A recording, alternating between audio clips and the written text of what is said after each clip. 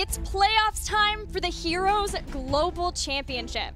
Here's where teams will battle it out all the way to the top for a spot at the mid-season brawl. I'm Gillyweed, here as always with my co-commentator Dreadnought, and joining us up here, ready to break it down with us in the draft screen from Tempo Storm is Cawthon Luck. Cawthon, you did well with the European guys, but we know where your allegiances lie, right? Well, we all know that NA is about the personalities and the drama and the twidlongers, so that is all stuff as an NA player I specialize in. So I'm here to really give the insight now. Nice. Love it. Love it. Dreadnought, we finally have playoffs. We also have a little bit of a balance patch that could shake things up here. Yeah, we are playing on a different patch, at least from that of which we did last week, but I don't think we'll see too many mix-ups when it comes to the meta itself. I guess this patch isn't going to be as high impact as we've seen from others in the past, so I expect things to remain normal for now. Well, let's check in with the NA standings, because as we know, they were solidified last week with Tempo Storm. Give you a hint. Somebody from there is over here with us today. Up at the very top, gets to go to the mid-season brawl. Meanwhile, No Tomorrow and Team Naventic will be fighting for their spots in HGC, their HGC Lives next weekend in the Crucible. Cawthon, it's been very strange and surreal for us, Dread and I, to see a team like Naventic with all their history to have to play in the Crucible. Do you feel the same? It is surprising. I did not expect this coming into the year. I think what happened is the increased competition that the HGC provides. It just created an environment where the people that go hard get rewarded. Naventic relied on natural talent too long in this game, and it's starting to catch up with them. Yeah, we know that they have also had some issues with servers, but we know that they're trying really hard to get things sorted out for the Crucible, and that will be next weekend. Such an exciting weekend, so make sure that you tune in for that too. But meanwhile, this week, we're talking about playoffs for the mid-season brawl. Let's take a look at how it's going to work. We start with the 5th versus the 6th seed in the region, B-Step versus Team Freedom. Winner of that will continue on to face Superstars today, so on and so forth until Sunday. Someone has to play versus Gale Force for the spot to join and go to the mid-season brawl along with Tempo Storm. Dread, we know that B-Step has had some issues so far. The last time they played Team Freedom, it did go Team Freedom's way, but we have heard so many times about the types of improvements that B-Step have been bringing to their game. I think even beyond just the improvement directly coming from B-Step as a group is also they have a lot of hype behind them right now. I mean, think about the stereotype that this group of players kind of projects is that we always know them to kind of lazy it out early on. When things don't matter, they're comfortable taking the backseat, being a little bit more patient, not being over proactive, but when things matter, when things are on the line, that this core group of players, that's when they show up. And I've already, from my interviews over this week, I've heard a lot of hype coming out about B-Step. Yeah, I've heard so many things from many different teams about B-Step. And as we take a look at the schedule today, so you know what time to expect both of those matches, Cawthon, what have your thoughts been on how these improvements have been working out so far for B-Step? Well, they're a team that is willing to sacrifice games that are not of vital importance. And I think we've seen a really weak showing from them in Part 2 of the HGC. However, I don't think that's anything that will faze them.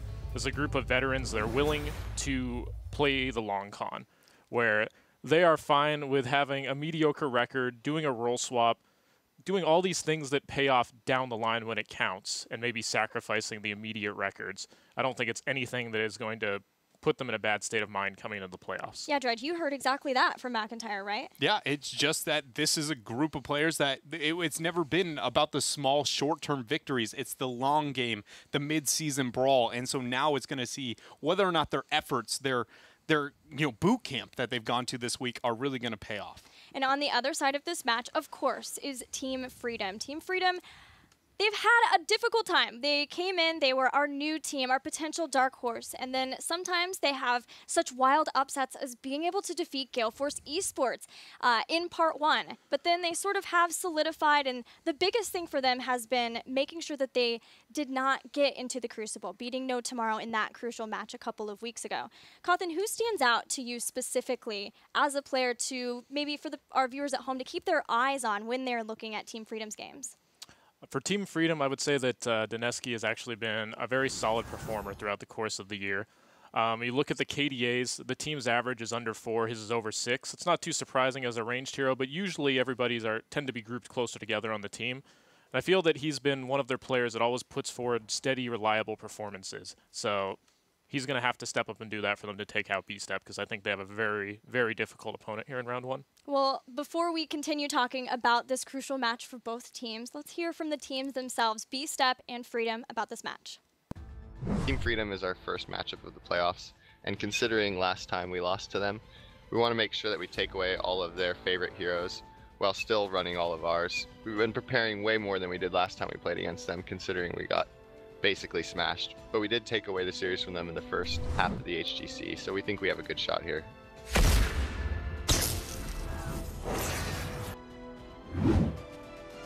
In our matchup against B-Step, we want to come out swinging with most of our drafts, but we don't want to show too much for the later series and later matches. We're focusing a lot on macro gameplay and just being able to outplay them confidently within our drafts, and then playing our comps and not falling too far into their draft, mostly just sticking to our game, sticking to our guns, and we're going to come out swinging confidently, maybe 3-1, 3-2 if it goes to a 5 game. But we're not trying to play too many games this weekend, so we're pretty confident against B-Step.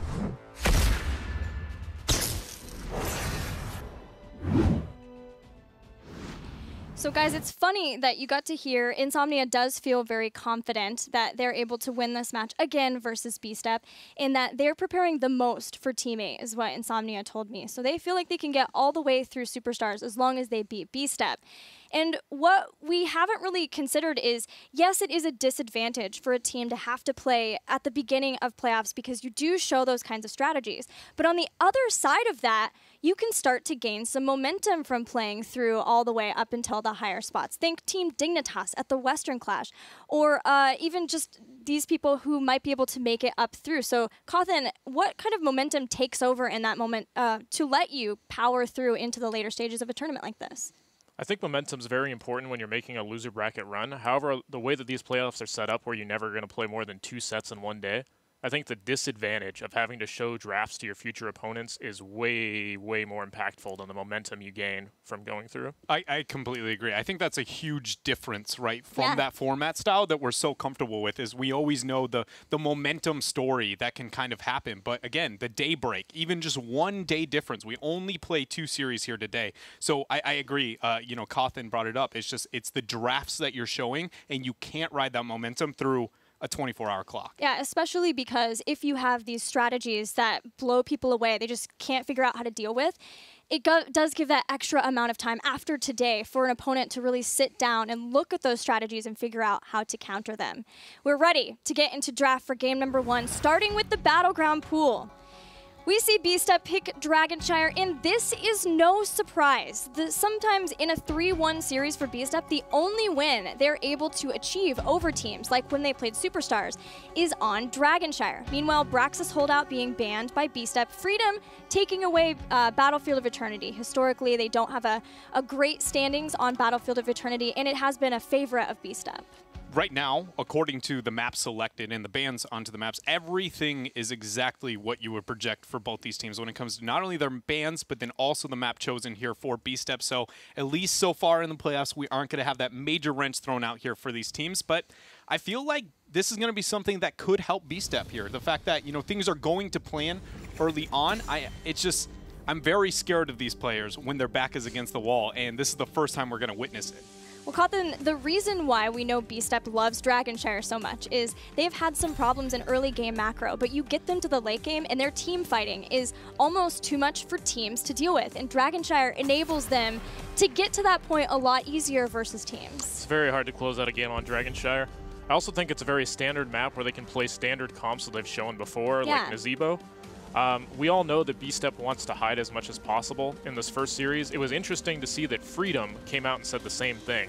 So with both of these teams trying to win the series while showing as little as possible, I expect this to go to 4 or 5 games. I think that's you know, another awesome talking point, because both these teams intend to not show anything. That means both are waiting to lose before even beginning to put their own spin, their own flavor on it, which it leads to, again, a 5-game series typically when that happens. Either way, for now, though, the rest of the draft, we got going on. Freedom's banned out the Anub, Dahaka removed for B-Step here, and there's the first pick, Nazebo. So excited to see that first pick Nazebo. We know that B-Step wants to play their Nazebo here, but it's also a favorite hero of Team Freedom. So seeing that adjustment, not even going to try to get some other pick first, just making sure that they can get that late game hero. We know the B-Step loves to play Nazebo. However, I think that they should be fine as a team playing against him too, because typically, as we mentioned, they have big struggles with the early game. And when they're up against an Nazebo comp, you're not going to really be pressured early. The game's naturally going to go late, and that's where B-Step excels. It's just whether or not, that Nazebo power spike can overcome the raw team fighting of B-Step, in that late game. It'll be interesting to see how that plays out. But for the focus of B-Step here, we've already seen a ban onto the Dahaka, a bit of respect to globals. Do you expect a false stat or something of the like here in this rotation, or more wave clear focus? I would expect a false stat here on the 1-2 unless they think they can get it later in the draft. They may be thinking that Freedom is unwilling to 2-3 the false stat and make their early game that weak, and so they may be banking on either getting draft value from Freedom banning it or getting it later on the 3-4, possibly 5 pick.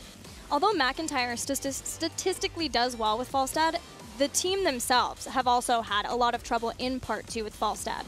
So they might be trying to, with that ban, just limit the idea that Team Freedom can overwhelm them with globals, or try to bring in some other kind of global. We've seen B-Step experiment with some Zagara too as a possibility. Maybe that's up their sleeves. The Zagara, the rare B-Step Zagara. It's shown up here and there.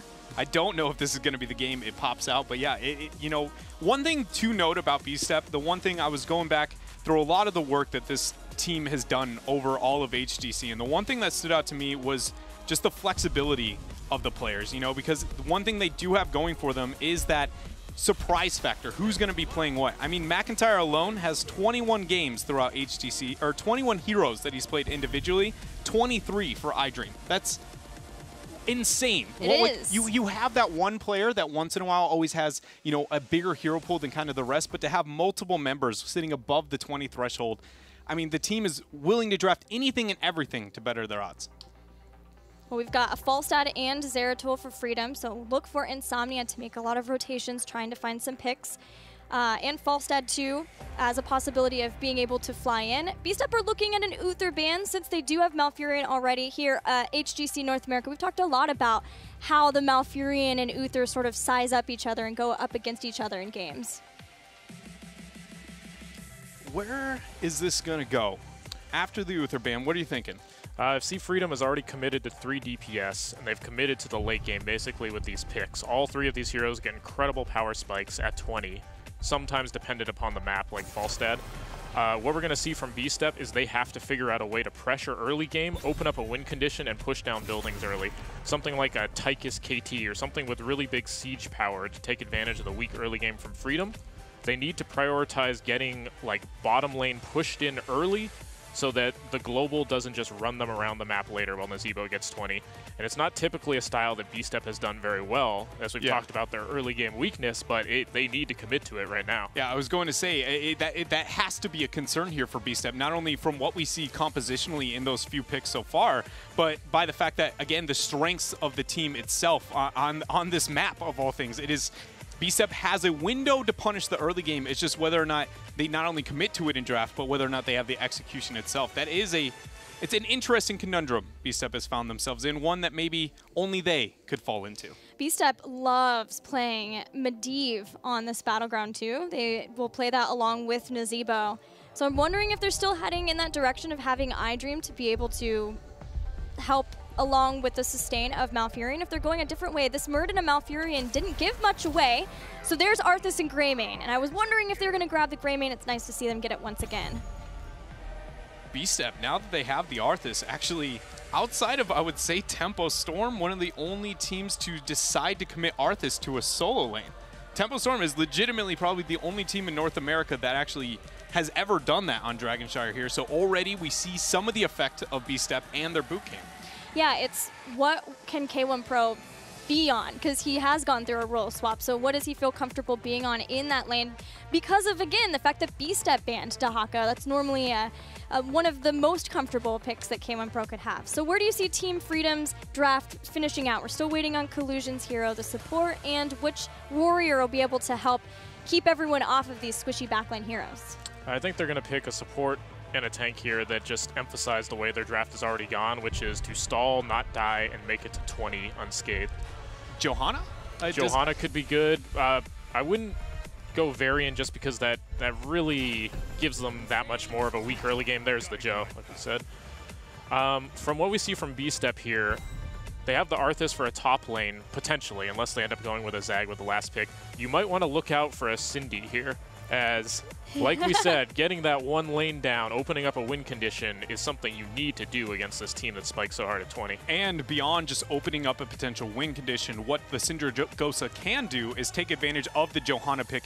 We talked about the early game and the focus that Freedom is going to be struggling there. Johanna will make up for that, but she'll struggle into the clear over a triple squishy backline. Possibly one Syndra could even force a void instantly because the peel off of the backline, those 3 squishies, is going to be so limited. That is one of the biggest weaknesses of Johanna, and only further amplified by that last pick, Medivh. There is Medivh. Once again, seems to be a B-Step standard now for Dragonshire. What do you think about the draft of B-Step? Do they have enough to make sure that they can punish early?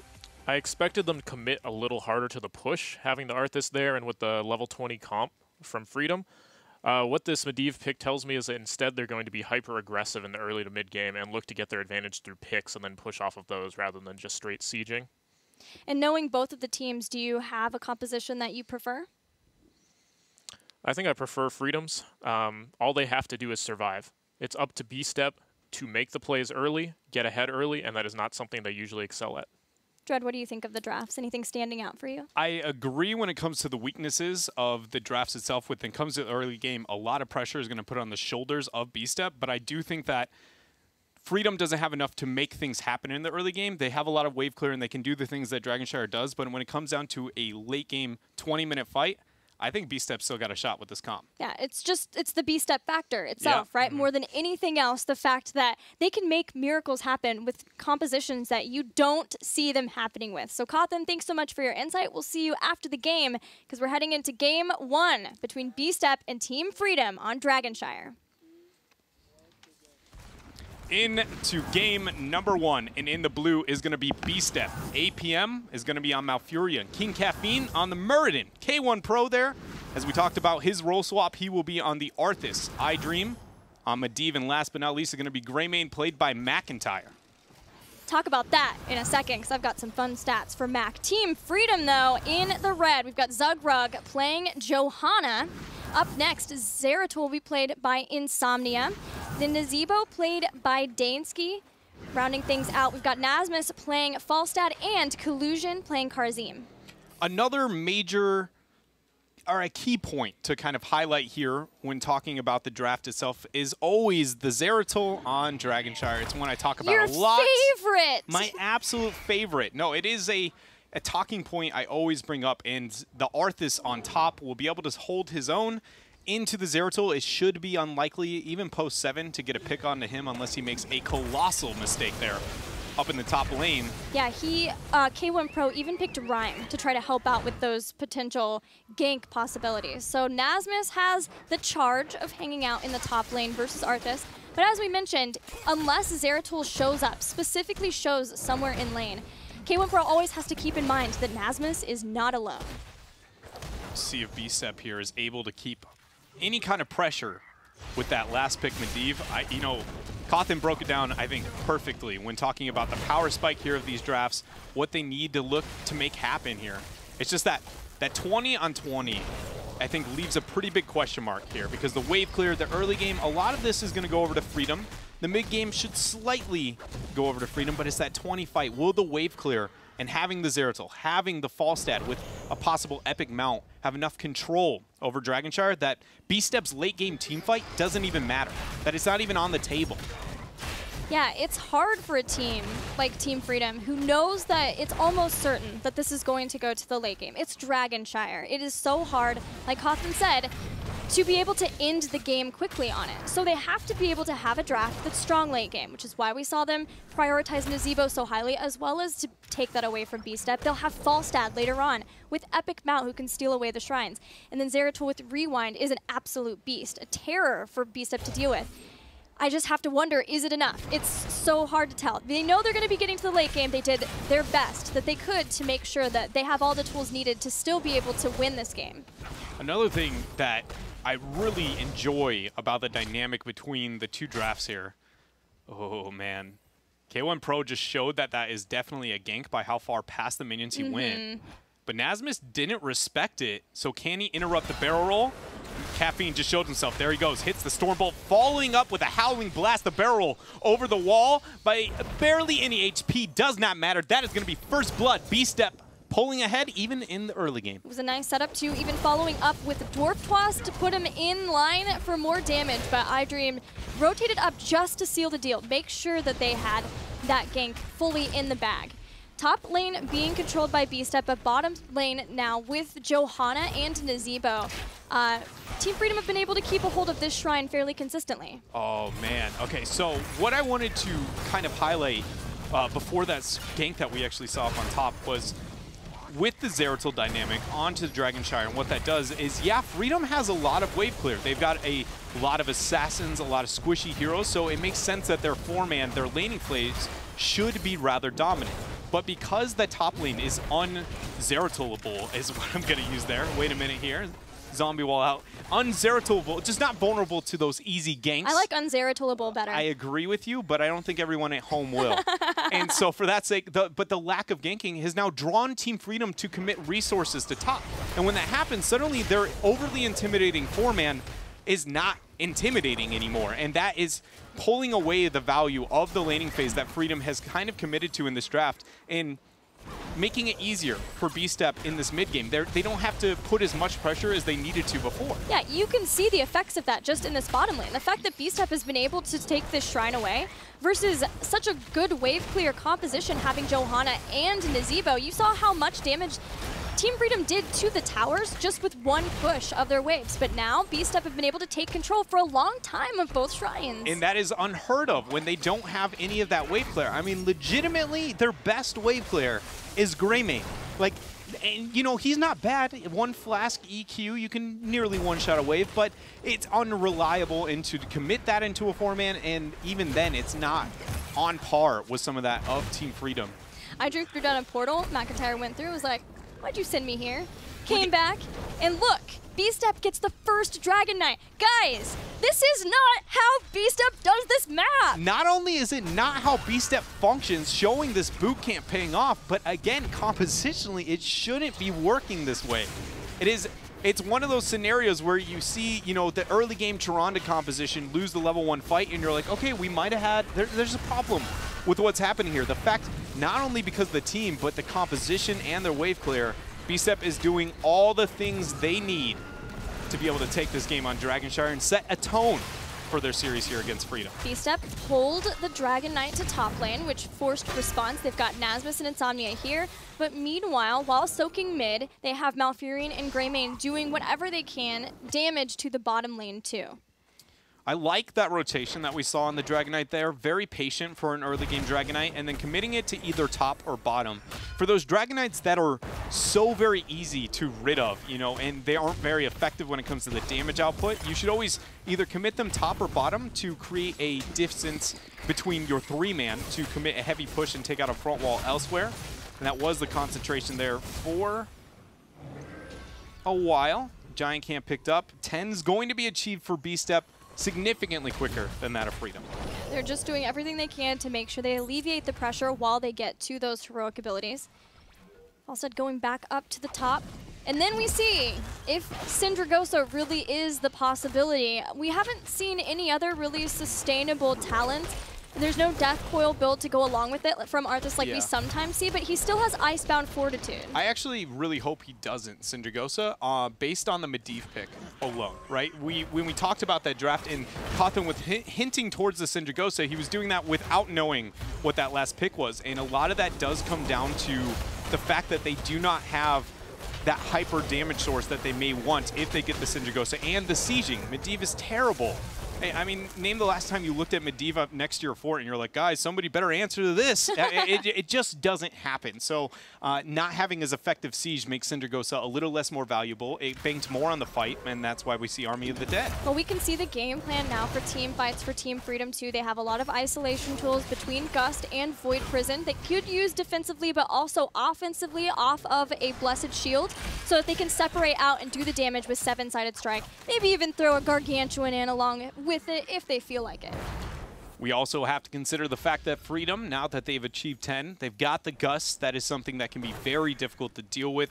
Not always with the Leyline Seal. That's a bit of a skill matchup, but more so with the Army of the Dead. It's so frequent that it can get popped.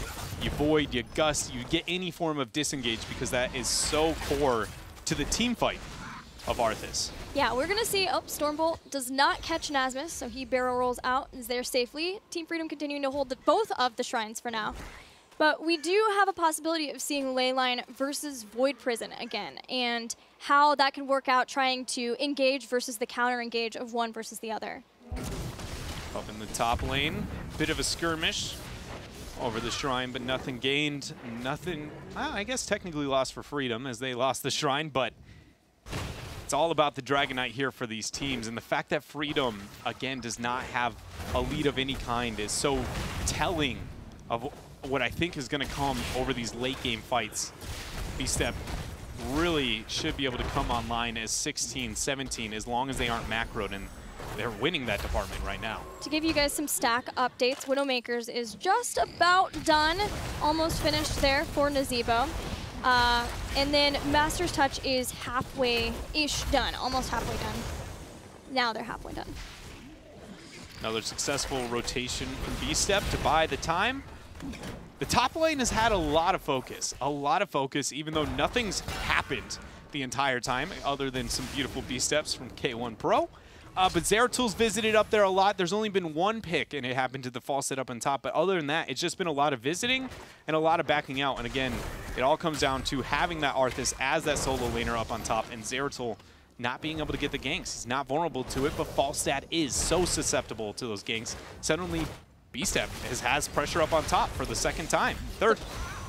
Yeah. Gust went out. McIntyre still chasing. This forces Void Prison to be used, and that is a nice victory for B-Step. Nasmus stays alive, though. Blessed Shield goes out. There is a beautiful force of will to stop the 7-sided strike. Howling Blast landing onto the Nazeebo, and he is gone. B-Step getting another kill here. Perfect counter engage against Freedom. They find themselves 2 picks up, a half-level lead, and an opportunity to paint the map. Immediate flight from Nasmus, but that's it. That's the only one he has. McIntyre quick to respond. 3 members of B-Step heading up to try to take this back. Can Freedom find any way of stopping this Dragon Knight? Nazeebo's back in just a couple of seconds. Muradin's on the point. He's going to not move there from bottom, so it has to come in the mid. Collusion and Insomnia doing their best to stop it, but they just can't do it, not safely enough. And B-Step gets the second Dragon Knight of the game. The worst thing Freedom there could do is stagger those deaths. So I like the fact that they're willing to sacrifice a Dragon Knight. Again, this guy does not hurt that bad. Now he has a threat for maybe a fort. It's very easy to rid of these early Dragon Knights here. And because of that, again, we see B-Step committing to the Dragon Knight the same way we saw the first. Rather than over pushing with it, they use it as a tool to draw aggro. And then when you respond to it, they push on mid. If you respond to the 4-man, the Dragon Knight gets free siege. Honestly, a lot of our early Dragon Knights should be ran this way. It's just not effective enough, but it is scary enough on its own that it should draw some respect, at least when it comes to resources of the opponent. Yeah, it takes down towers, which limits some of the shots that can deal with minions, allow for waves to push. Also getting wells, a couple of wells too, stopping the reinitiation potential of Team Freedom a bit more. Fight may break out here. We've got Void Prison back up, but still Falstad not quite here to the party. Everyone rotating down. B-Step realizing this could be a fight. It's going to be over the Giant camp. It looks like Falstad's not there. A Stormbolt onto Zugrug. He drops the Iron Skin. The camp's going to be depleted, and no portal play out of B-Step. They're going to let it go.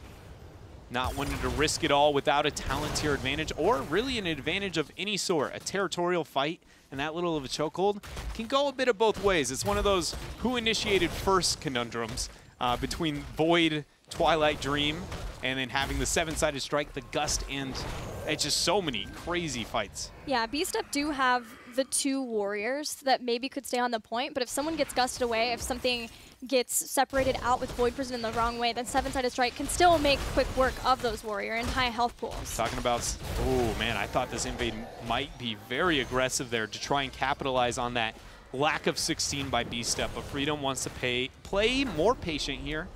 We're gonna wait it out and trying to achieve the 16 tier. I wanted to see that invade. It has been rather patient play. Honestly, the only 2 kills in this entire game has been through a gank on Falstad. It feels like Freedom is sort of feeling out B-Step at this point. Like, how strong has this boot camp been for B-Step? Have they been able to switch to the patch in time? That's something we've heard that B-Step has had troubles with before. Was the patch even big enough to cause issues for B-Step, make them question if they had really figured out the meta? So yeah, still some patient play from Dragonshire, but Freedom are also trying to ramp up to the late game, and granted, B-Step likes to do that too. They're almost done with their Master's Touch stacks, and we know that that's a big sigh of relief for iDream when you can finish those.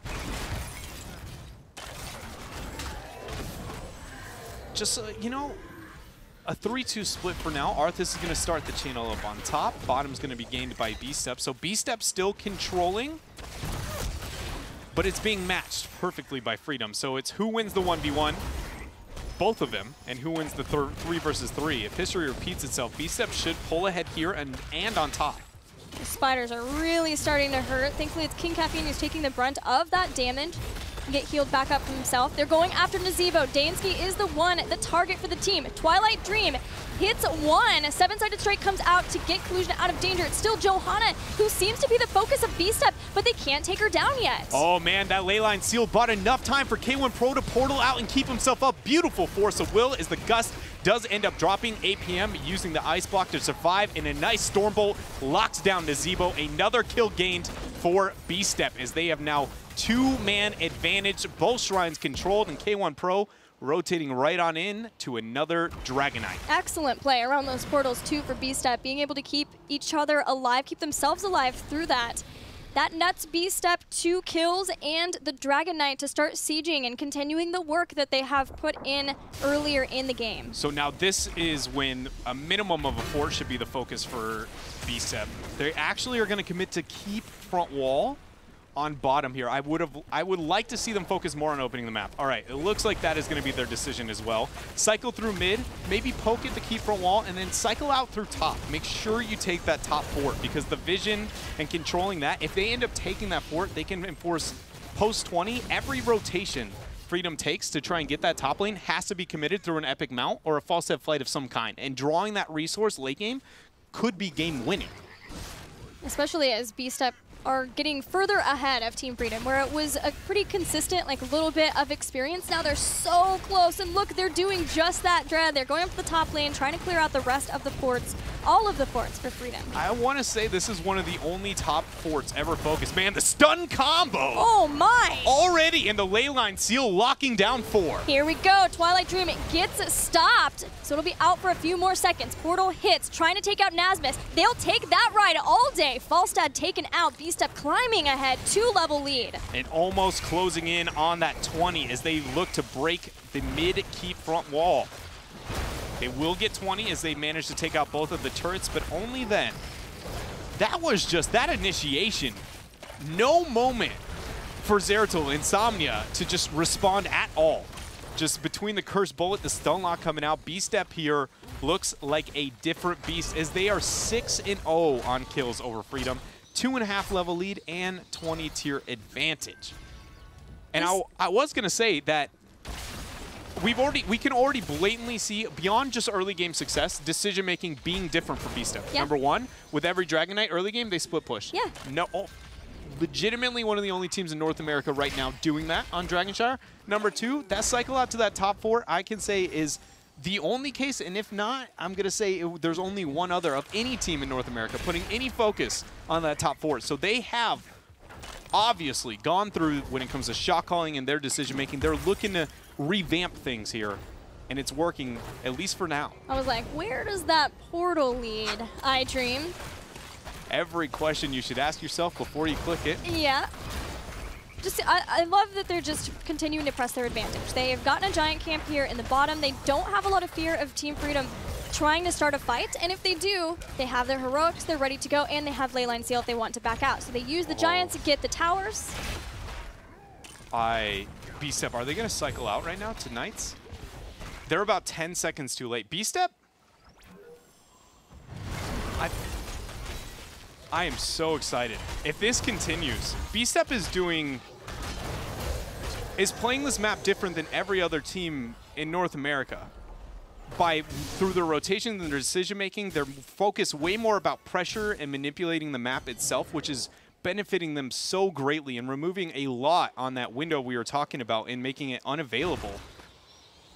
Just even this Dragon Knight rotation, the fact that they back out rather than, okay, so what they did, rather than looking at that keep and just banging your head against the wall the whole time, they just cycled 20 seconds early, get a free Dragon Knight, and then commit to it. If they stayed around there and trying to abuse the 20, they wouldn't have a 20 and a Dragon Knight. They'd only have themselves either a Dragon Knight or the 20, which is a reasonable fight for Freedom to take. They have Dragon Knight, 20, and a camp to be able to do pressure in. So how does Team Freedom stop? If Team Freedom can stop this here, then they might be able to get 20. They are so far out, though. They need to not lose people, and they need to bring this Dragon Knight down. Insomnia and Zugrug doing what they can. Zugrug trying to zone people away, but King Caffeine is way in the back line. Cleansing Touch was used, so we've got more dashes of that because it's collusion. iDream goes through the portal. Leyline Seal. Seven-sided strike is going to be used, but no kill gained yet. As we see, K1 Pro is getting through the shields, but that's about it. There is the Twilight Dream. It's used, but no kill gained, but Falstad down along with 50% of the core, and there's the Void. Oh, APM's in trouble, but somehow, some way, the team keeps him alive. APM lives, and 3 are down for Team Freedom. The core continues to fall, but B-Step are all about these kills, baby, just taking them down one by one. They turn around to finish off the core. B-Step takes game 1. B-Step, after a very thorough boot camp, we had to ask ourselves what would come of it. We know they can turn it on when things matter, but would they here at the HGC? And so far, it's looking like, yeah, because that was clean. 10-0 on kills. Cawthon, did you expect that level of dominance in game 1 from B-Step? Absolutely not. It's nice to see them come out and take a strong position in the early to mid game. The fact that they were able to end the game before 20 against that comp without committing to a full siege comp was impressive. I thought with the Medivh they'd be able to get kills early, but I didn't know they'd be able to end before 20. So they did a great job at finishing that game out just in time. Well, it is B-Step's favored battleground, that and Battlefield of Eternity. So Team Freedom probably not feeling too scared. Well, maybe they are feeling a little scared because it was dominant, yeah. But at least knowing that they still have some possible battlegrounds, things like Towers of Doom Dread. Yeah, I can say that for Freedom's mentality right now, it has to be timid. Not only, you got to realize that when you have a reputation, it's good and bad. When you meet your reputation and it's the complementary aspect of it, you should be scared. And I think Freedom has to have a bit of respect because Freedom, we're taking the oldest team in all of North America when it comes to the players, and then taking the youngest and putting them head-to-head here at the first round of the playoffs, and they're now meeting, debatably, the Titan story of these North American long-standing players. So it's going to be hard for them to mentally remain engaged and not getting beat up over a loss like that, because 10-0, if your first playoff game, it hurts. Cawthon, any thoughts to add to that? B-Step has got to be so happy with the start of this series. You know that they want to continue playing these kind of random comps, holding their trump card, and as long as they're ahead in the series, don't be too fooled by what they draft. They've definitely got more in store for you. All right, well, that closes out game 1. We'll see how Freedom can